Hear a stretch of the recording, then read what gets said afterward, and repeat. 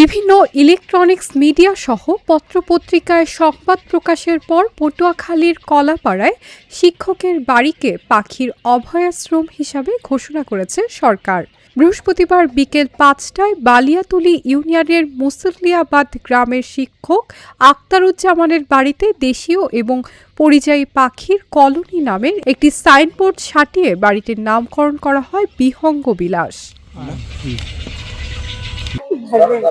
এ সময় কলাপাড়া উপজেলার সহকারী কমিশনার, পায়রাবন্দর নৌ পুলিশের ইনচার্জ নয়ন কারকুন এবং animal lovers of Patuakhali Kalapara শাখার সদস্যরা উপস্থিত ছিলেন। নিরাপদ আশ্রয় এবং পরম মমতার কারণে দীর্ঘ প্রায় ৪০ বছর ধরে মধুখালী মাধ্যমিক বিদ্যালয়ের সহকারী প্রধান শিক্ষক আক্তারুজ্জামানের বাড়িতে বাসা বানিয়ে বাস করছে হাজারো পাখপাখালি। প্রতিনিয়ত সাদা বক, পানকৌড়ি আর বাদুড়ের কিচিরমিচির শব্দে মুখরিত থাকে বাড়িটি। পাখির এই আবাসস্থল নিয়ে গত বছরের সেপ্টেম্বরে একাধিক টেলিভিশন এবং পত্রিকার সংবাদ প্রকাশের পর এমন পদক্ষেপ নেয় সরকার। আমাদের পূর্ব মধুখালী সরকারি প্রাথমিক বিদ্যালয়ের সম্মানিত শিক্ষক জনাব আক্তারুজ্জামান স্যারের বাসায় এসেছি। তিনি প্রায় 2011 সাল থেকে অতিথি পাখি এবং অন্যান্য প্রাণীদের প্রতি আন্তরিক হয়ে তাদের সুবিধার্থে, তাদের বসবাসের সুবিধার্থে তিনি অত্যন্ত গুরুত্বপূর্ণ কিছু উদ্যোগ গ্রহণ করেছেন। যেমন তিনি 33 শতক জায়গার উপর কলা গাছের বাগান তৈরি করেছেন এবং এগুলো সম্পূর্ণ পাখিদের খাবারের জন্য তিনি উৎসর্গ করে দিয়েছেন এবং এখান থেকে তারা কোনো ধরনের উপকার বা সুবিধা গ্রহণ করে না, সম্পূর্ণ প্রাণীবান্ধব এবং প্রাণী কল্যাণে চমৎকার উদ্যোগ গ্রহণ করেছেন। আমি বিষয়টি জানার পরে কয়েকটি নিউজ পেপারে আমরা দেখতে পাই।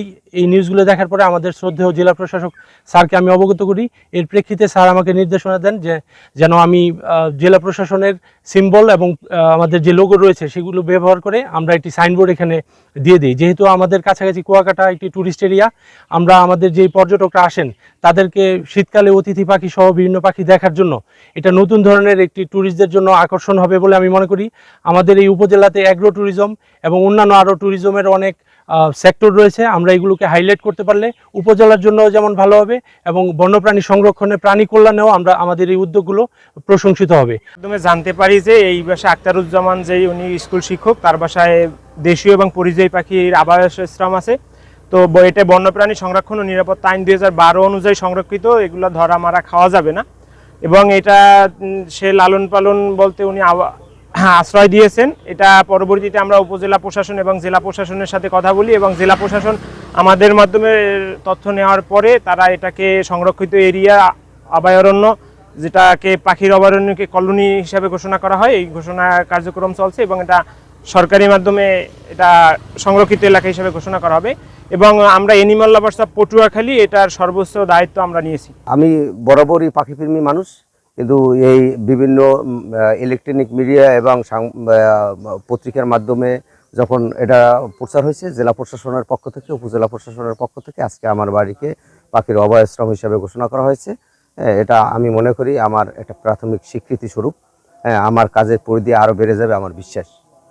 অ্যানিমাল লাভার্স, জেলা প্রশাসন এবং উপজেলা প্রশাসন, ইলেকট্রনিক মিডিয়া এবং যারা পাখি রক্ষায় অগ্রণী ভূমিকা পালন করে তথা আমার এলাকার এবং আমার বাড়ির যারা আছে, আমি সবাইকে আপনাদের মাধ্যমে ধন্যবাদ জানাচ্ছি এবং সবাইকে পাখি রক্ষার জন্য এগিয়ে আসার জন্য আহ্বান জানাচ্ছি।